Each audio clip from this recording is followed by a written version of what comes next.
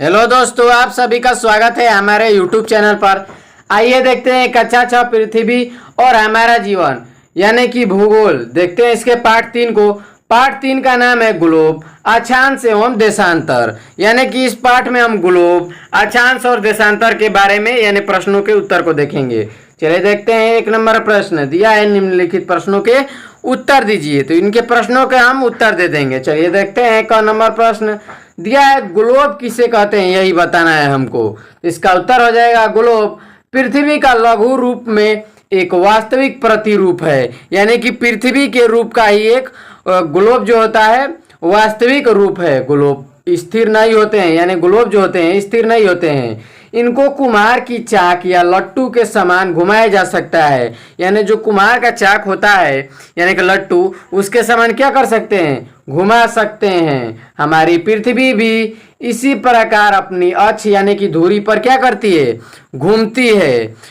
Globe पर महाद्वीप, महासागरों एवं देशों को उनके सही आकार के अनुसार क्या किया गया है, दिखाया गया है। यानी कि महासागर को, महाद्वीप को उसके सही के अनुसार क्या किया गया है, उनके जैसे बड़ा है, जितना बड़ा है उतना बड़ा दिखाया गया है। चलिए देखते हैं। 1 नंबर दिया है, ग्लोब पर अक्षांश रेखाओं की संख्या कितनी होती है।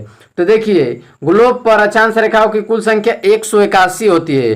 तो आइए जानते हैं कैसे 181 है। इसको आप याद कर सकते हैं, बस इसको आप याद कर लीजिएगा, ठीक ना। आपका उत्तर 181 हो जाएगा, लेकिन ये आपको याद करना है।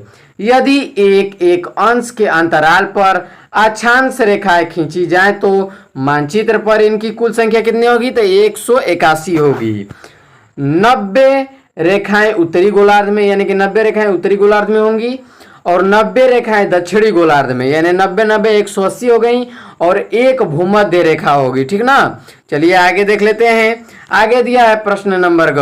प्रश्न नंबर ग है, अक्षांश रेखा किसे कहते हैं। तो अक्षांश रेखा जानते हैं, इसका उत्तर हो जाएगा दोनों ध्रुवों के बीच ग्लोब पर खींची गई काल्पनिक रेखा को अक्षांश रेखा कहते हैं। यानी कि दोनों ध्रुवों पर काल्पनिक रेखा जो खींच देंगे उसी को क्या बोल देंगे, अक्षांश रेखा।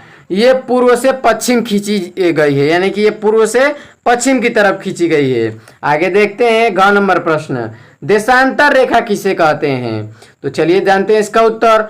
दोनों ध्रुवों को मिलाती हुई खींची जाने वाली काल्पनिक रेखा को क्या कहते हैं, काल्पनिक रेखा को कहते हैं देशांतर रेखा। यानी दोनों ध्रुवों को मिलाती हुई खींची जाने वाली रेखा को ही क्या कहते हैं हम, तो देशांतर रेखा कहते हैं। चलिए देख लेते हैं आगे। अंग नंबर प्रश्न दिया है, यदि ग्रीनविच रेखा पर घड़ियां शाम के 4 बज रहे हैं, यानी कि ग्रीनविच रेखा पर घड़ी में शाम के 4 बज रहे हैं, तो भारत की घड़ी में समय क्या होगा। तो चलिए इसका उत्तर जान लेते हैं। तो देखिए, अगर भारत, देखिए इसका उत्तर देखेंगे, भारतीय मानक समय ग्रीनविच मानक समय से 5.5 घंटा आगे है। यानी कि 5.5 घंटा क्या है, भारतीय समय आगे है।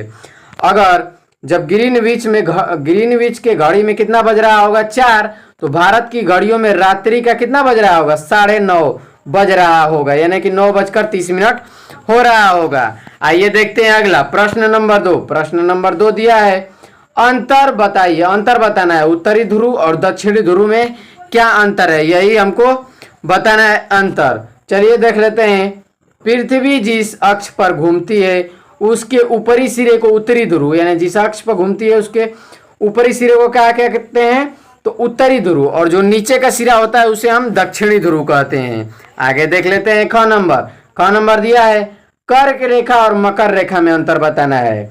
23.5 अंश उत्तरी अक्षांश को क्या कहते हैं, कर्क रेखा कहते हैं, और 23.5 अंश दक्षिणी अक्षांश को क्या कहते हैं, तो मकर रेखा कहते हैं। देख लेते हैं। ग नंबर प्रश्न दिया है, 0 डिग्री अक्षांश और 0 डिग्री देशांतर में अंतर बताना है हमको।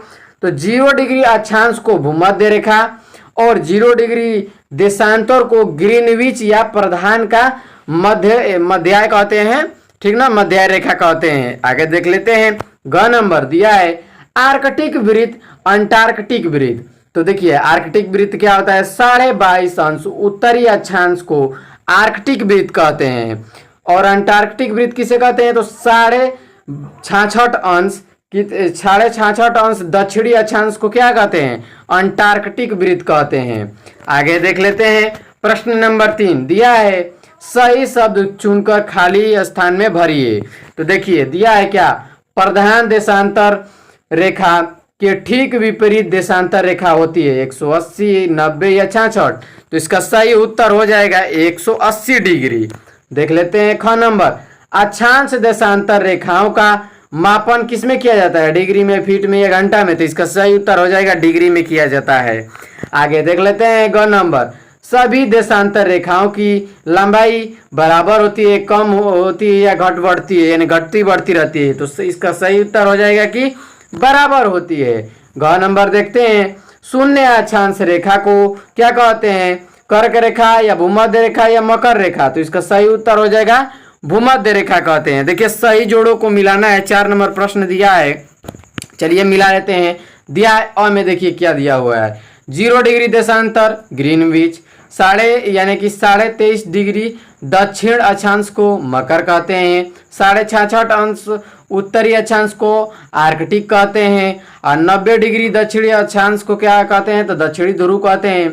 180 डिग्री देशांतर को कहते हैं अंतरराष्ट्रीय तिथि रेखा कहते हैं। चलिए आगे देख लेते हैं। तो दोस्तों आज के लिए इतना ही, मिलते हैं इसकी अगली वीडियो में, तब तक के लिए जय हिंद।